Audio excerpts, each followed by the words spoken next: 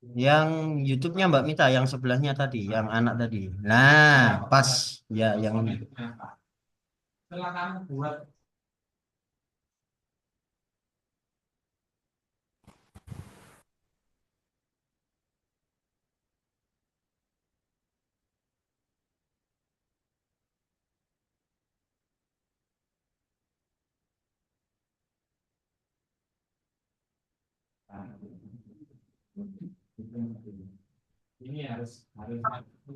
Coba digerakkan biar ada perubahan.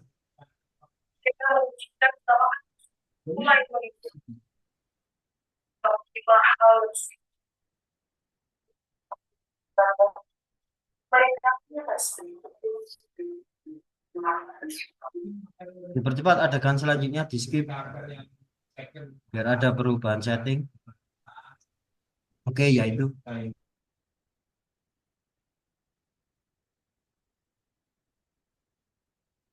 Aku masih ingat apa persyaratan waktu aku lamar kamu 100 tahun yang lalu.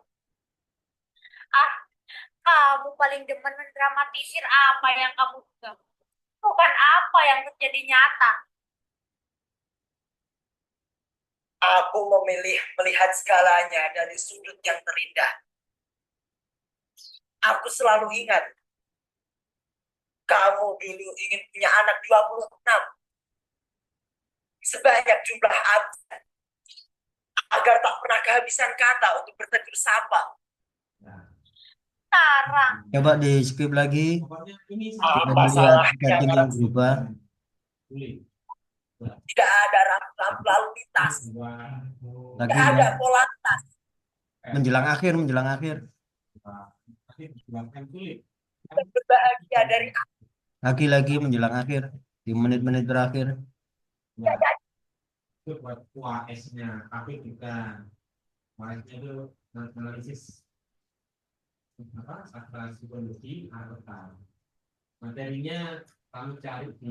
tim produksi teater seru pentas di Sanggar Sasana Oke, Pamadi Budaya cukup selesai.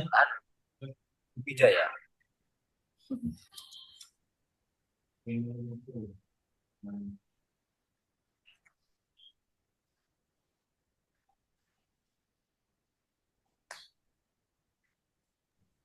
Ditutup dulu, baru diarahkan ke apresiasinya Mbak Mita. Ya, Pak. Baik.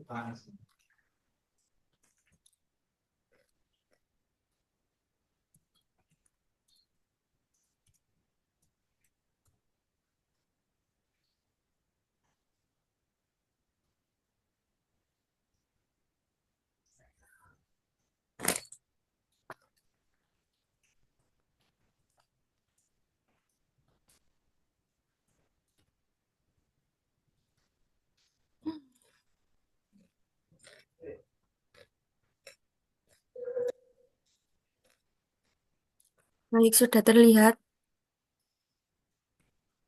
Sudah Mbak. Oke, silakan.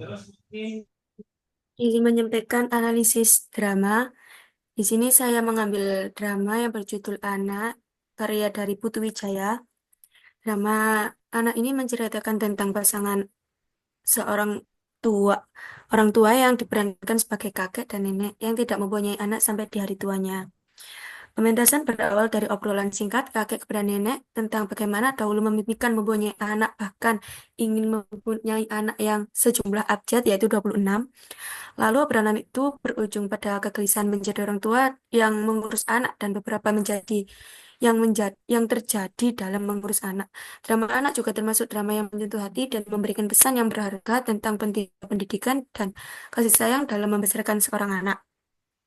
Drama ini menunjukkan bahwa setiap anak memiliki potensi untuk menjadi lebih baik diberikan bimbingan anak jika diberikan bimbingan dan dukungan yang tepat. Beberapa unsur dalam pementasan sebuah drama yaitu yang pertama ada tata rias. Si ibu menggunakan sanggul dan make upnya.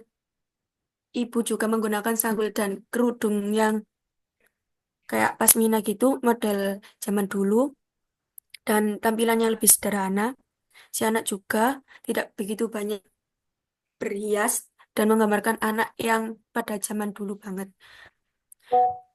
Yang kedua yaitu ada kostum dan pakaian. Menurut saya ibu dan anak kostumnya sudah pas, jadi menggunakan pakaian adat Jawa gitu, kayak kebaya, menggambarkan suasana zaman dulu secara tidak langsung juga menyampaikan bahwa mereka adalah masyarakat ekonomi yang menengah ke bawah.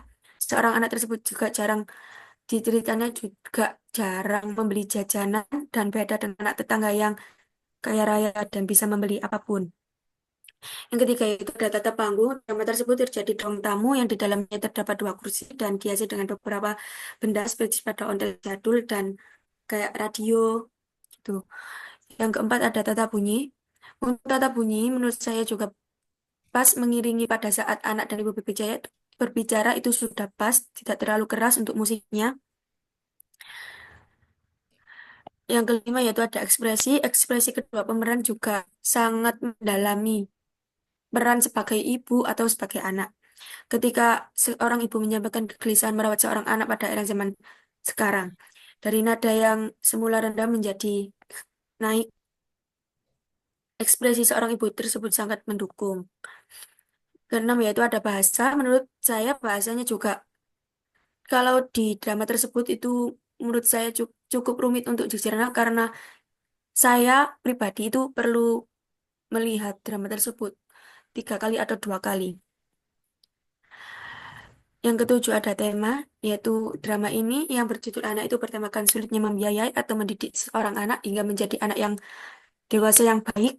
Pada era zaman sekarang, pada para orang tua kesulitan membesarkan anak. Anak-anak sering kali melawan dan tidak mau mendengarkan apa yang orang tua katakan. Drama ini juga menunjukkan bahwa setiap anak memiliki potensi untuk menjadi lebih baik jika diberikan bimbingan dan dukungan yang tepat. Di sini ada beberapa karakter tokoh yaitu kakek mempunyai sifat yang bijaksana, seperti em, sering memberi nasihat gitu. Yang kedua, kakek juga mempunyai watak yang keras. Dia itu merasa bahwa pendapatnya itu selalu benar, hingga sulit menerima pandangannya berbeda, terutama pada generasi muda. Nenek mempunyai karakter yang bersifat penuh kasih sayang, dan dia juga lemah lembut dan penyabar, bahwa dia juga termasuk orang penyabar lebih mudah menerima perubahan zaman dibandingkan kakek tersebut. Meskipun kadang dia juga merasa sedih melihat nilai-nilai lama mulai ditinggalkan. Yang ke-9 yaitu ada amanat. Drama anak adalah drama yang menyentuh hati dan memberikan pesan yang berharga tentang pentingnya pendidikan dan kasih sayang dalam membesarkan anak. Jadi, membesarkan anak juga perlu biaya dan kasih sayang yang cukup menjadikan anak tersebut menjadi baik. Drama ini juga menunjukkan bahwa setiap anak memiliki potensi untuk menjadi lebih baik jika diberikan bimbingan dan dukungan yang tepat. Di sini juga kita bisa tahu bahwa penting seorang orang tua di zaman sekarang itu juga perlu menerapkan tradisi-tradisi terdahulu agar anak turun kita mengetahui tradisi budaya leluhurnya. Karena di era zaman sekarang itu banyak pemuda-pemuda yang tidak mau mempelajari kayak tradisi-tradisi terdahulu. Jadi itu tidak mengetahui apa sih budaya-budaya leluhur kita terdahulu itu gitu. Ini ada link YouTube-nya itu tadi. Sudah, Pak. Terima kasih. Oke, sama-sama. Di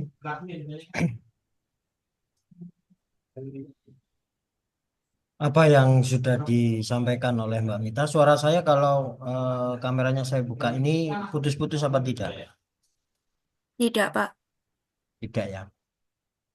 Jadi apa yang disampaikan oleh Mbak Mita ini auto kita belajar dari yang namanya karya sastra atau belajar dari drama, ya. Nah, apakah dari kalian seperti yang disampaikan dari apresiasi Mbak Mita mulai meninggalkan tradisi-tradisi leluhur lah itu kan seolah-olah kita diminta untuk introspeksi diri, kita bertafakur gitu ya.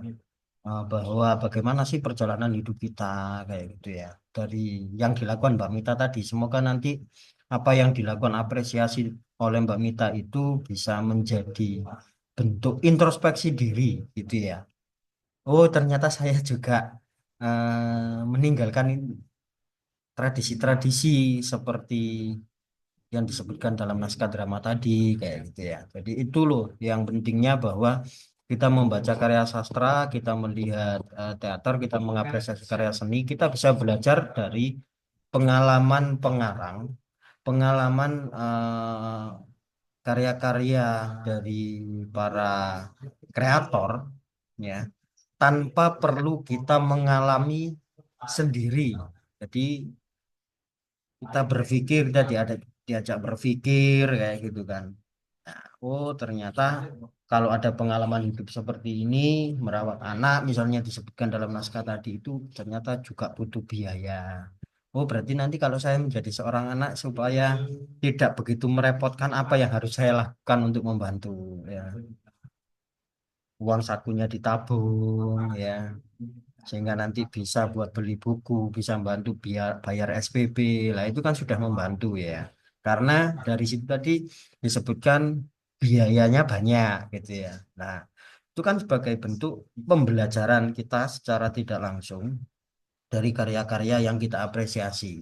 Nah itu makanya kita bisa belajar dari karya untuk menerapkan di kehidupan kita sendiri.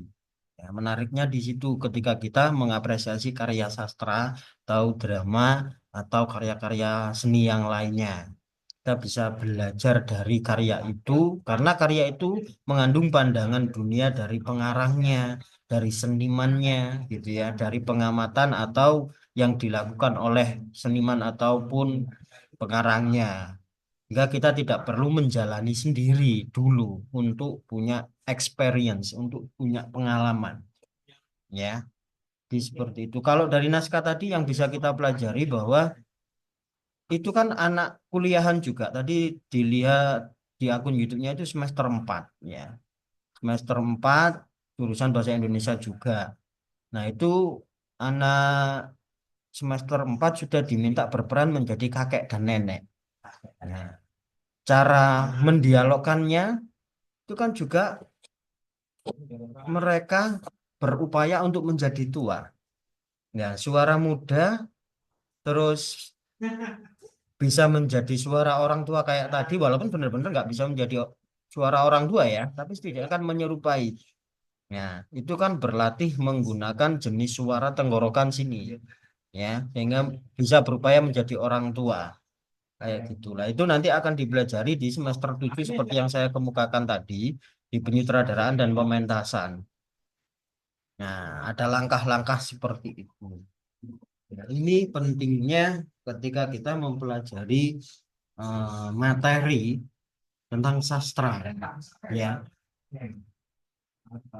Sebenarnya banyak pembelajaran, banyak ilmunya, tapi karena biasanya ketika mata kuliah sastra, mata kuliah yang lain yang serumpun dengan sastra, biasanya itu banyak di skip ketika kuliah, ya. Makanya ketika mengajar banyak materi-materi sastra yang diajarkan sambil lalu karena kekurang fahaman tentang sastra itu sendiri. Nah, guru-guru bahasa Indonesia biasanya lebih banyak menerangkan kebahasaan. Giliran menerangkan sastra, menerangkan genre drama itu diajar sambil lalu, hingga tidak bisa tertular apresiasinya. Ya, yang dilakukan oleh Mbak Dinda yang sudah dipresentasikan tadi ya, yang lain juga kan juga melakukan. Mbak Mawar dan juga Mbak Mita itu adalah apresiasi dasar, ya, apresiasi dasar lapis awal, ya, yang nanti data-data itu ketika ada tindakan lebih lanjut untuk apresiasi itu nanti ada teorinya, gitu ya, menjalankan teori untuk menghasilkan tujuan dari penelitian. Nah, maka dari itu saya berpesan, nanti kayak kayak Mbak Mita ini bagus. Tadi saya lihat waktu share screen, tugas-tugasnya kan terkumpulkan dengan baik. Nah, itu adalah data awal. Kalau bisa, semua mata kuliah di semester 1 itu terarsip dengan baik. Ya, ketika ada mata kuliah yang tugasnya sejenis, tidak perlu menggali data lagi. Ya, data-data yang dulu ada di semester 1 yang kiranya bisa dijadikan tugas di semester 2, semester 3 itu dilanjutkan. Ya, fungsinya apa? Nah, manfaatnya apa? analisisnya lebih mendalam, tidak mengulang dari nol lagi. Nah, kalau mengulang dari nol lagi, apresiasinya tingkat dasar lagi. Karena menggali data kan harus nonton ini lagi, membuat unsur intrinsik dan ekstrinsiknya yang bentuk dasar itu ya. Sehingga nanti waktunya untuk menganalisis kan terpotong dengan itu. Nah, tapi kalau data-data tugas di semester 1, semester 2, semester 3 semua disimpan di semester-semester selanjutnya ada tugas yang sekiranya mengapresiasi karya sastra itu bisa ditambahi lagi ya dengan teori, dengan analisis-analisis yang lebih mendalam sehingga analisisnya dari semester per semester itu ada peningkatan. Seperti itu ya. Itu mungkin tambahan yang bisa saya sampaikan terkait apresiasi ini, ya, apresiasi drama. Cukup 3 perwakilan saja. Yang selanjutnya nanti giliran ya. Kalau hari ini tadi ketiban campur lagi ya. Ketiganya ini ya. Kemarin presentasi ini presentasi. Jadi saya harap minggu depan yang bergabung kayaknya kemarin itu kan yang bergabung juga ini aja Mita, Dinda, Novita sama Mawar. Yang lainnya tidak bergabung. Ya. Laki-laki Pak hari ini nggak ikut. Kenapa? Yang laki-laki hari ini nggak ikut Zoom, nggak tahu kenapa. Sama Midel. Iya. Makanya ketika nanti misalnya Zoom itu kan kemungkinan yang bergabung ini aja. Takutnya kalau ini aja ya presentasi lagi orang yang sama. Ya. Semoga nanti kalau minggu depan itu memang masih daring, ya saya berharap yang lain yang hari ini tidak bergabung itu bisa bergabung. Tetapi untuk yang tidak bergabung hari ini nanti bisa melihat rekamannya yang saya masukkan di e-learning.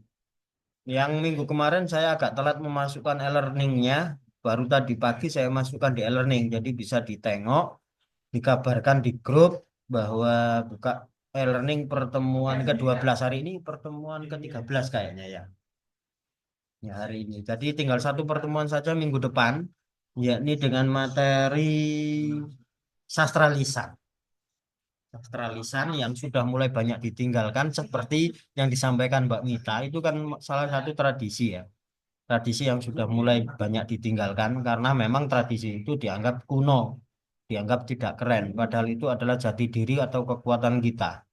Karena tradisi yang dari luar di kita itu biasanya kita tidak bisa menangani, ya, tidak bisa menangani sendiri seperti yang saya sebutkan karena apa? Asimilasi budaya itu pasti akan mengakibatkan culture shock, ya, kegagapan kita untuk menangkap kebudayaan yang bukan milik kita itu. Tapi kalau punyanya sendiri, ketika ada trouble, itu penanganannya lebih cepat karena bisa menangani sendiri. Salah satu budaya yang mungkin ada culture shock di kita itu kan salah satunya teknologi. Ya, HP. Kalau HP kita rusak, tidak semua orang bisa membetulkan kecuali memang dia menekuni bidang per-HP-an, elektronik HP. Kan gitu ya.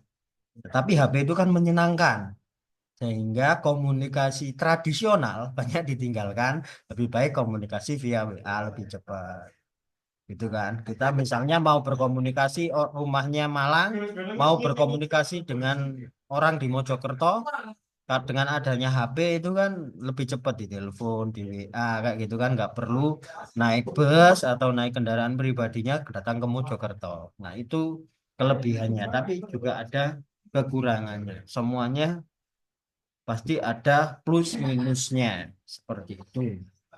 Mungkin itu saja yang bisa saya sampaikan, tapi sebelum saya akhiri, apakah ada yang mau disampaikan terlebih dahulu? Silakan. Ada? Tidak, Pak. Tidak ada. Pak, berarti untuk besok pengumpulannya secara fisik gitu ya Pak, kayak laporan baca gitu ya. Oke, kalau kita bertemu daring. Baik. Tapi kalau kita online, berarti ya via online lagi. Kayak gitu ya, fleksibel. Ada lagi? Tidak ada? Ya, Oke, jika tidak ada cukup. Semoga pembelajaran kita yang singkat ini bisa menjadi sedikit pemantik untuk kita melakukan perubahan-perubahan terhadap sikap-sikap kita dalam keseharian. Oke, itu saja saya akhiri. Wassalamualaikum warahmatullahi wabarakatuh. Waalaikumsalam warahmatullahi wabarakatuh. Terima kasih, Pak. Sama-sama. Terima kasih, Pak. Selamat beraktivitas dan melanjutkan liburan.